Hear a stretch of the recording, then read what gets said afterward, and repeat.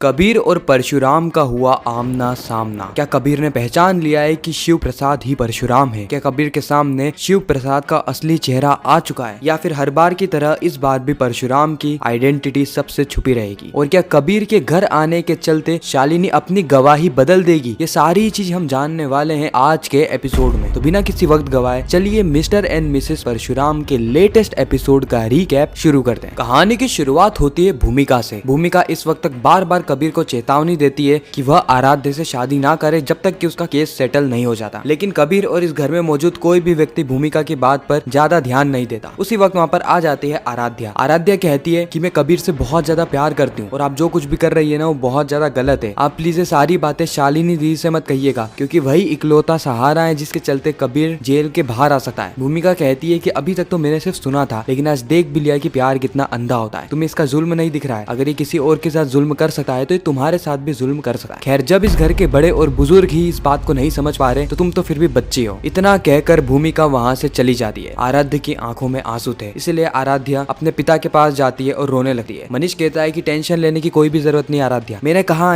कहा ना कि कबीर और तुम्हारी शादी होगी और कबीर को कभी भी जेल नहीं होगी, क्योंकि शालिनी इस घर में आएगी और वह कोर्ट में झूठी गवाही देकर कबीर को बचा लेगी। तुम्हें टेंशन लेने की कोई भी जरूरत नहीं है, ये तुम्हारे पिता का वादा है। इस और हम शालिनी को देखते हैं जो कि पीहू और चिंटू दोनों से ही बहुत ज्यादा परेशान होती है, क्योंकि एक तो इनको स्कूल में नंबर नहीं आ रहा है और दूसरे की इनके सवाल ही खत्म नहीं हो रहे हैं। पढ़ाई में तो इनका मन लगता ही नहीं है। चिंटू जिसको ड्राइंग का इतना शौक है कि अभी वो बैठ के शाहरुख खान की ड्राइंग बना रहा है। पढ़ाई लिखाई तो गई भाड़ में। और रही बात पीहू की, तो इसको बोलना तो हिंदी में आता है, लेकिन हिंदी में लिखना बिल्कुल भी नहीं आता। स्वर क्या होते हैं, व्यंजन क्या होते हैं, कुछ भी नहीं पता। उसी वक्त शालिनी को आ जाता है अपनी माँ का कॉल, जहाँ पे शालिनी अपनी परेशानी, अपने दुख दर्द, सारी चीजें अपनी आई को बताती है कि आखिर किस तरीके से इन दोनों ही बच्चों ने उसके नाक में दम कर रखा है। खैर, इन सारी चीजों के बाद मेन कहानी यहीं से ही शुरू होती है, जहाँ पर शालिनी की आई शालिनी से कह रही होती है कि वह उसे नाप देते, उसका नाप, उसके बच्चों का नाप और उसके पति का नाप। ऐसा इसीलिए क्योंकि घर से सभी लोगों के घर में कई सारे गिफ्ट्स जा रहे हैं, खासकर रिश्तेदारों के लिए, इसीलिए तुम्हारे घर पे गिफ्ट भिजवाने के लिए हमें सारी चीजों की जरूरत पड़ेगी। शालिनी कहती कि नहीं आई, इसकी कोई भी जरूरत नहीं है। आप तो इनको जानते हैं ना, ये किसी का भी एहसान नहीं लेते, चाहे वो मेरे ही घर का क्यों ना हो। लेकिन इस वक्त तक कहीं ना कहीं शालिनी के आई ने शालिनी को कसम दे दी होती है। साथ ही जब शालिनी को यह बात पता चलती है कि आयुषी ने उसके पति के साथ बदतमीजी करी, उसे नीचे गिराने की कोशिश करी, नीचा दिखाने की कोशिश करी, तो मानो शालिनी का गुस्सा 7वें आसमान तक पहुंच जाता है। शालिनी कहती है कि आई, इस आयुषी को समझा लेना, ये जो कुछ भी कर रही है ना बिल्कुल सही नहीं कर रही है। एक तो इसे किसी से भी बात करने की तमीज नहीं है, खासकर बड़ों से। मुझे तो ये समझ में नहीं आता कि हमारे घर में ऐसी कलेशी लड़की आ कहां से गई। उस वक्त वहाँ पे आयुषी भी आ जाती है, जो कि वापस से साहिल और उसके पति की बेइज्जती करना शुरू कर देती है। लेकिन कहीं ना कहीं शालिनी की आई इस पूरे मामले को ठंडा करती है और भूमिका को कहती है कि वह शालिनी से बात करे और सारा ही नाप ले ले। शालिनी इस वक्त तक दुखी होकर पूरा नाप दे देती है, लेकिन वो नहीं चाहती कि कोई भी गिफ्ट घर पे आए, लेकिन अपने आई की कसम के चलते वो बंधी हुई है। जैसे ही कॉल कट होता है वैसे ही वहाँ पर आ जाता है मल्हार दीक्षित। मल्हार यहाँ पे अपनी बीवी को साफ तौर पे कह देता है कि वो शालिनी को केवल और केवल इसलिए बुला रहा है ताकि शालिनी अगले दिन जाकर कोर्ट में झूठी गवाही दे और कबीर कभी भी जेल की सलाखों के पीछे ना जाए। एक बार ये काम हो गया, उसके बाद वो खुद ही शिव प्रसाद और शालिनी दोनों को धक्के मार के घर से निकाल देगा, क्योंकि उसने आज से 8 साल पहले ही इन दोनों से अपने सारे रिश्ते नाते तोड़ दिए और न ही उसे कोई शौक है शिव प्रसाद जैसे एक इंश्योरेंस एजेंट से रिश्ता रखने का। इतना कहकर मल्हार दीक्षित वहाँ से चला जाता है, लेकिन शालिनी की आई की आंखों में आंसू थे। अगले ही पल हम देखते हैं कि पीहू अपनी माँ से कह रही होती है कि आई, कोई बाहर आया है, कोई डोरबेल बजा रहा है। शालिनी कहती तो जाओ देखकर आओ आखिर कौन है। जैसे ही पीहू गेट खोलती है वहाँ पर खड़ा होता है कबीर, वो भी कई सारे गिफ्ट्स के साथ। कबीर को देखकर शालिनी दौड़ी दौड़ी गेट पर आती है और गेट बंद करने लगती है। कबीर कहता है कि मैं यहाँ पर किसी को नुकसान पहुंचाने नहीं आया हूँ। शालिनी कहती है कि मुझे तुम पे रत्ती भर भी भरोसा नहीं है, इसलिए शालिनी बार बार गेट लगाने की कोशिश कर रही होती है। हम देखेंगे कि कुछ ही समय के बाद वहाँ पर शिव प्रसाद भी आ जाएगा और उसके बाद जो होगा वह देखने लायक होगा। खैर, ये सारी चीज हमें जानने को मिलेगी आने वाले एपिसोड में। बाकी आपको यह वीडियो कैसी लगी कमेंट सेक्शन में जरूर बताना। मैं मिलता हूँ किसी नेक्स्ट इंटरेस्टिंग वीडियो में, जब तक के लिए गुड बाय।